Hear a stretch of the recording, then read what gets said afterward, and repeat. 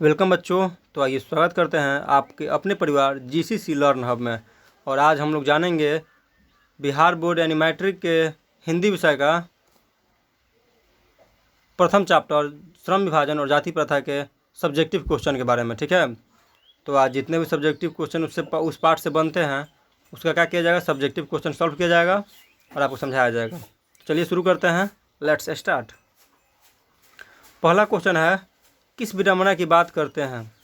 लेखक किस विडंबना की बात करते हैं? विडंबना का स्वरूप क्या है?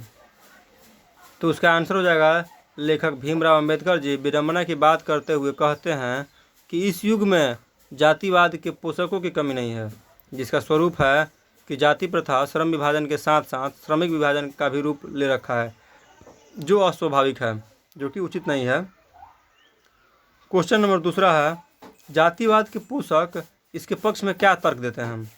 तो आंसर हो जाएगा, जातिवाद के पोषकों का तर्क है कि आधुनिक सभ्य समाज कार्य कुशलता के लिए श्रम विभाजन आवश्यक मानता है और जाति प्रथा श्रम विभाजन का ही रूप है, इसलिए इसमें कोई बुराई नहीं है।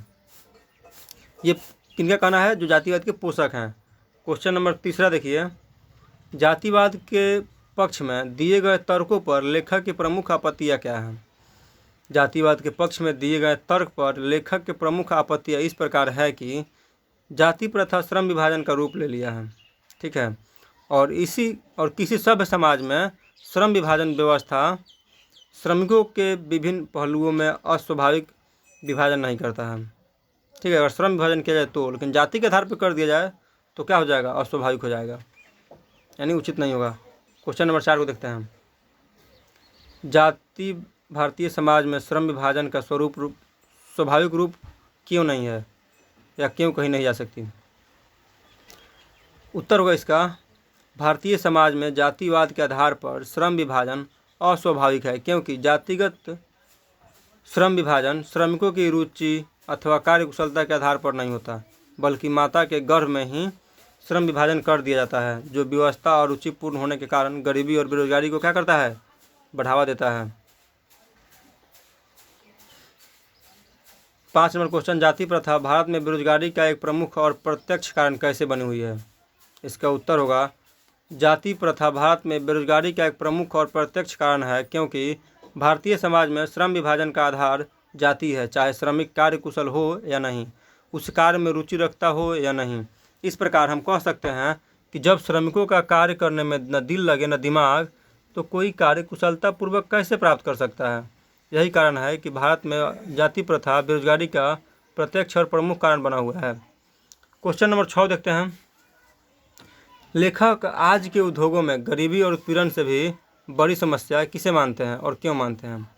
लेखक भीमराव अंबेडकर आज के उद्योगों में गरीबी और उत्पीड़न से बड़ी समस्या लोगों का निर्धारित कार्य को मानते हैं, क्योंकि अरुचि और व्यवस्थावश मनुष्य काम को टालने लगता है और कम काम करने के लिए प्रेरित हो जाता है।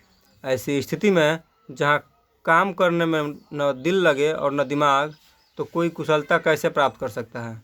इस तरह का जो कहना है अपने लेखक जी का कहना है। ठीक है, क्वेश्चन नंबर 7 है, लेखक ने पाठ के किन पहलुओं में जाति प्रथा को एक हानिकारक प्रथा के रूप में दिखाया है?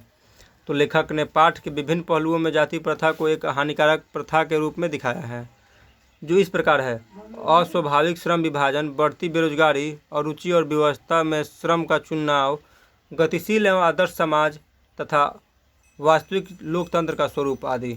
इस तरह से क्या किए हैं कवि, जो हानिकारक है जाति प्रथा उसको समझाए हैं। सच्चे लोकतंत्र की स्थापना के लिए लेखक ने किन विशेषताओं को आवश्यक माना है? तो उत्तर होगा, सच्चे लोकतंत्र की स्थापना के लिए लेखक अनेक विशेषताओं को आवश्यक माना है। बहुविध हितों में सबका भाग सम्मान होना चाहिए, सबको उनकी रक्षा के प्रति सजग होनी चाहिए। तात्पर्य है कि हमें समाज में दूध और पानी के मिश्रण की तरह भाईचारे की भावना होनी चाहिए। हमें साथियों के प्रति श्रद्धा और सम्मान की भावना होनी चाहिए। चलते हैं क्वेश्चन नंबर 9 की तरफ, और देखिए क्वेश्चन नंबर 9 में बोल रहा है, श्रम विभाजन और जाति प्रथा जो पाठ है उसका सारांश लिखिए। तो उसका सारांश हो जाएगा उत्तर में, आज के युग में भी जाति प्रथा के वकालत सबसे बड़ी विडंबना है। ये लोग तर्क देते हैं कि जाति प्रथा श्रम विभाजन का ही एक रूप है। ऐसे लोग भूल जाते हैं कि श्रम विभाजन श्रमिक विभाजन नहीं है। श्रम विभाजन निस्संदेह आधुनिक युग की आवश्यकता है, जबकि श्रमिक विभाजन नहीं। जाति प्रथा श्रमिकों का अवास्तविक विभाजन और इनमें ऊंच नीच का भेद करती है, जो कि उचित नहीं है।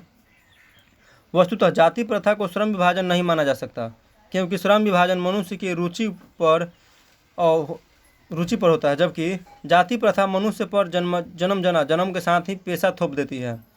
ठीक है, मनुष्य की रुचि अरुचि इनमें कोई मायने नहीं रखती। ऐसी हालात में व्यक्ति अपना काम टालू ढंग से करता है, न कुशलता आती है और न श्रेष्ठ उत्पादन होता है। चूँकि व्यवसाय में ऊंच नीच होते रहता है, अतः जरूरी है पेशा बदलने का विकल्प। चूँकि जाति प्रथा में पेशा बदलने की गुंजाइश नहीं है। ठीक है, तो इस तरह का हम लोग को देखने को मिलता है समस्या। और आगे है, इसीलिए यह प्रथा गरीबी और उत्पीड़न तथा बेरोजगारी को जन्म देती है। भारत की गरीबी और बेरोजगारी के मूल में जाति प्रथा ही है। अतः स्पष्ट है कि हमारा समाज आदर्श समाज नहीं है। आदर्श समाज में बहुविध हितों में सबका भाग होना चाहिए। इसमें अबाध संपर्क के अनेक साधन एवं अवसर उपलब्ध होते हैं। लोग दूध पानी की तरह घुले मिले होते हैं। इसी का नाम लोकतंत्र है। लोकतंत्र मूल रूप से सामूहिक जीवनचर्या और सम्मिलित अनुभवों के आदान प्रदान का नाम है। ये रहा हम लोग का क्या, इस पूरे पाठ का सारांश। ठीक है, इस पूरे वीडियो को आराम से आप देखे होंगे तो आपको पूरे कहानी का मतलब समझ में आ गया होगा। ठीक है, तो चलते हैं, आज के लिए इतना ही। फिर मिलेंगे अगले वीडियो में, तब तक के लिए जय हिंद।